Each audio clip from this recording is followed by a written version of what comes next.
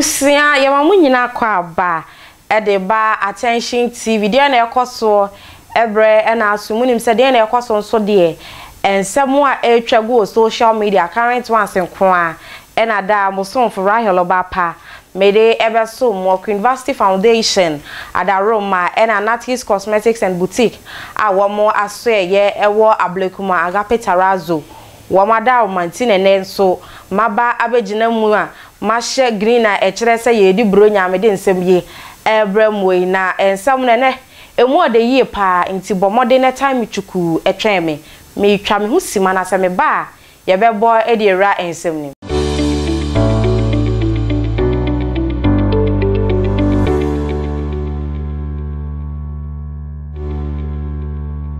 yet one some so na ye kwa kopie mu e was strong man na so ye na strong man ya branti bia nkane na one sa akode e na eye adwuma chese rap ne de wa rap bia na wasan kra ye graduate mu an wa ko suapo akwa ginim de apon ne ho ento ye graduate mu na wone ni chocho mutwa wone ne wo ho na ama wone abaye ewo ya enche ye bia na chese akwada no hwe na emfie mienu ne me ensem anu owe abofra no ni din ade Simona Osei Strong na Simona no na strong man person wa chese wono no wo ye superstar enti ne ba no wo mana ye superwoman efira hyasie ya ade akwa wieye wa steady ne ba na hunu se ne ba ne talent no eye model enti da bia wo fa ne ba na hofama papa bia wa hunu a awo ni titiru ni abaya wo ebedo ko na yekohwe strong man wone ne ba Simona wo mu video no be mu hu se no kre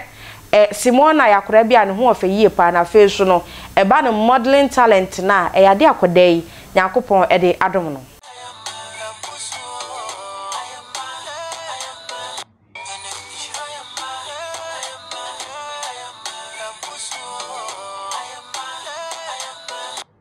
enti abusia won se video na akora ne ho twa yie pa na strong man eso ye be ma na mo se o grooming ne ba no kama na sister Fela Makafui Mrs Frimpong Island Frimpong maame eno no medical ne yere so no ba kope na eraban susu ye obi a eba na se achinyamo a eyade a wokita bi yie pa eya na to da ebi madwen ye omo se eye foam ena Fela Makafui wahye wotimi shatade buhwe se de sebe ne to no ayigiragina mu yukuyuku na madwen ye mo se eye foam ebesi ne nkrofo bebiri adwene eyo mo se eraba no ne to no enhyeda enye to papa sa enye Yakopon na ahyeda anwo to no na emum no eye ya no mfo ne mai bi ena wo hye atade anu akofa hip pad any foam e de ahye ne to na we de Fela wo hye bikini wogina pu mu ankasa kire Ghana fo ni wiase afa na bia se